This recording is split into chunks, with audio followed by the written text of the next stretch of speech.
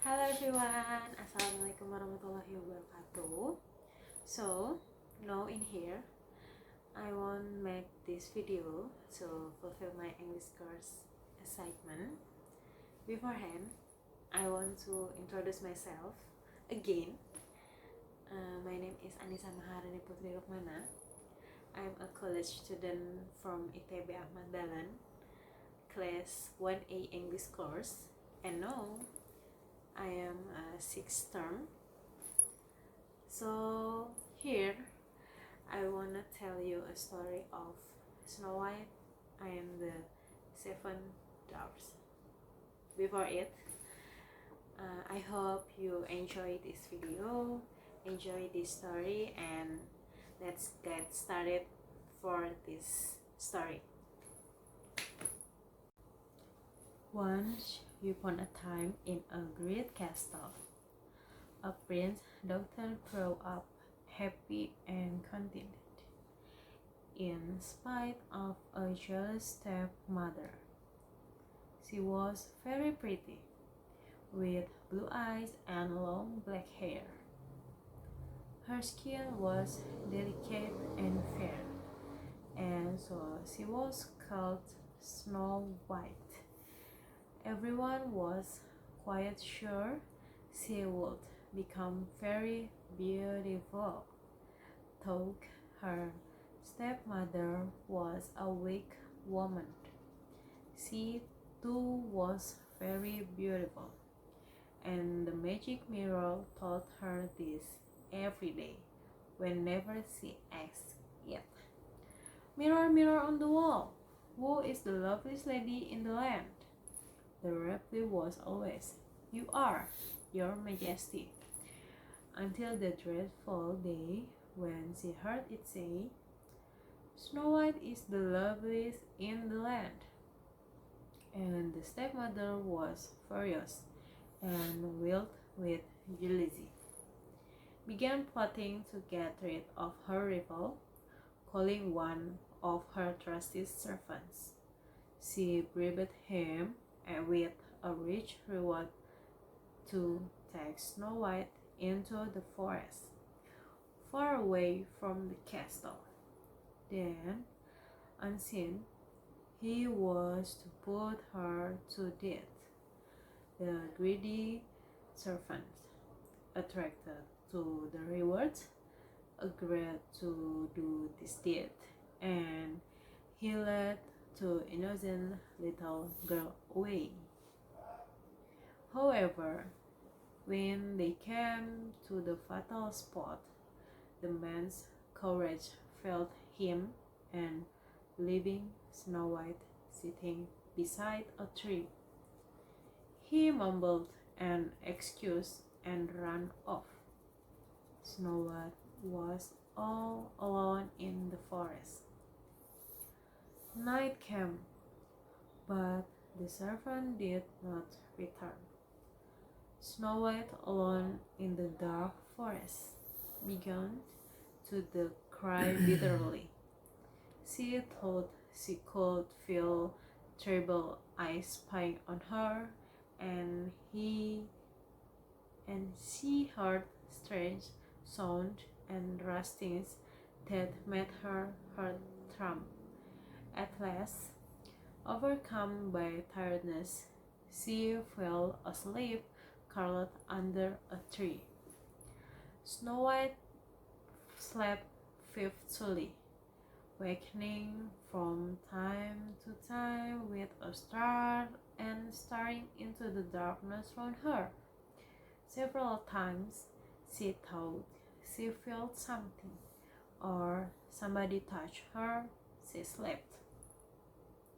At last, dawn woke the forest to the song of the birds, and Snow White too awoke.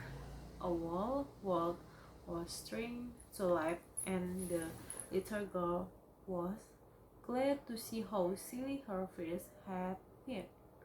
However, the thick trees were like a wall round her, and as she tried to find out where she was, she came upon a path She walked along it hopefully.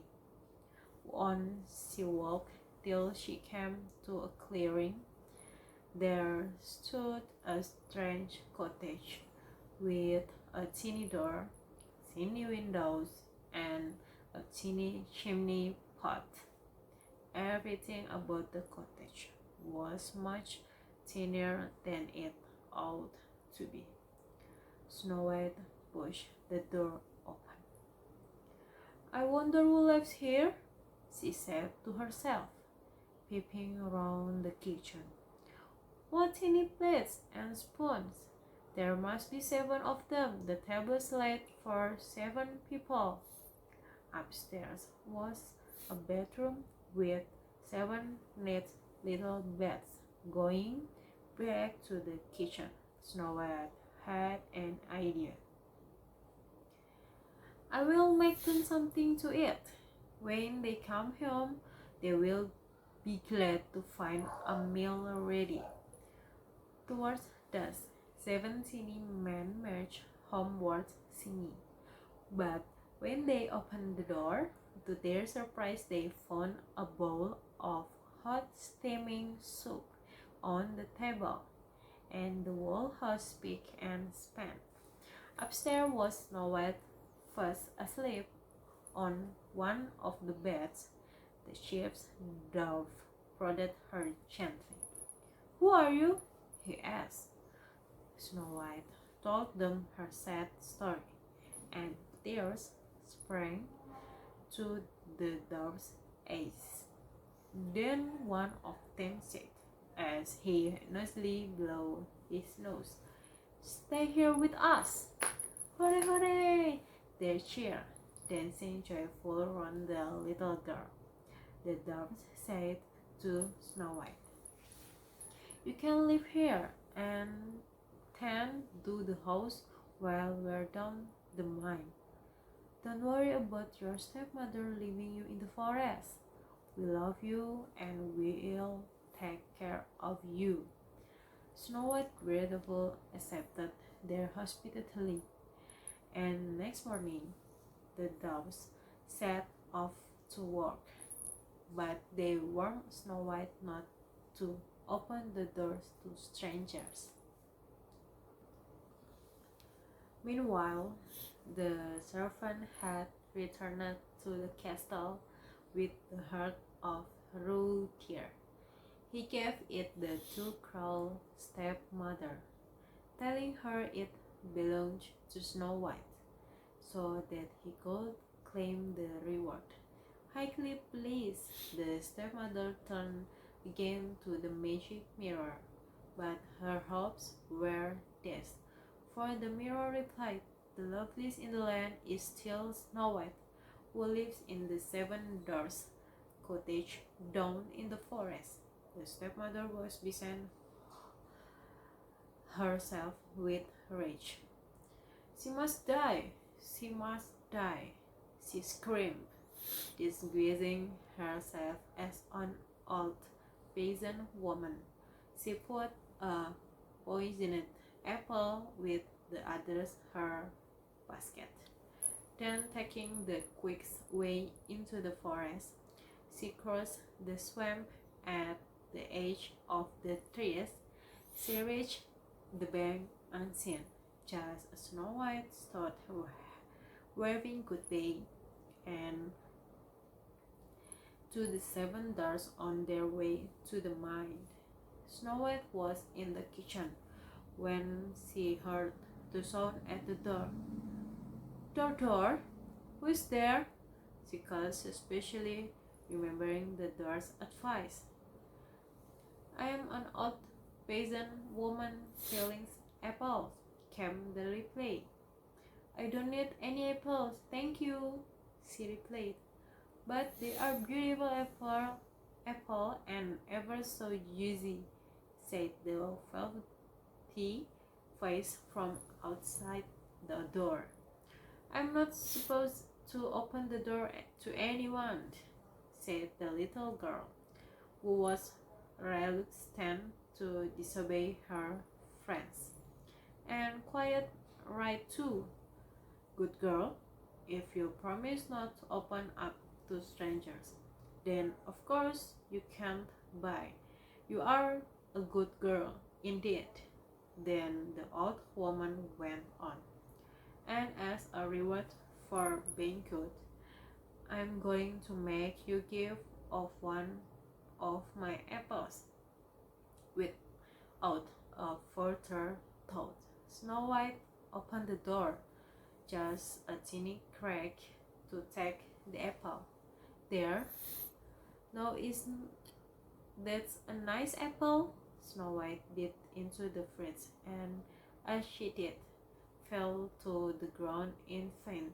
The effect of the terrible poison left her lifeless instantaneously. No shaking Ebly, the wicked stepmother hurried off, but as she ran back across the swamp, she tripped and fell into the quicksand. No one heard her cries for help, and she disappeared without a trace. Meanwhile, the dwarfs came out of the mine to find the sky had grown dark and stormy. Loud thunder echoed through the fellows, and streak of lightning ripped the sky. Worried about Snow White, they ran, and as quickly as they could down the mountain to the cottage. There they found Snow White, lying still and lifeless, the poisoned apple by her side. They did their best to bring her around, but it was no use. They wept and wept for a long time. Then they laid her on a bed of rose petals, carried her into the forest, and put her in a crystal cabin. Each day they laid a flower there. Then one evening they discovered a strange young man admiring Snow White's lovely face through the glass. After listening to the story, the prince made a suggestion. If you allow me to take her to the castle, I will call in famous doctors to waken her from this peculiar sleep. She is so lovely. I would love to kiss her. He did, and struck by magic, the prince's kiss broke the spell. To everyone's astonishment, Snow White opened her eyes. She had amazingly come back to life. Now in love, the prince asked Snow White to marry him, and the dwarfs reluctantly had to say goodbye to the Snow White. From that day on, Snow White lived happily in a great castle. But from time to time, she was drawn back to visit the little cottage down in the forest. So, this story has ended, and thank you for watching my videos, and hopefully you enjoy this video and this story. See you next project or next excitement or next my video on my YouTube channel. Goodbye.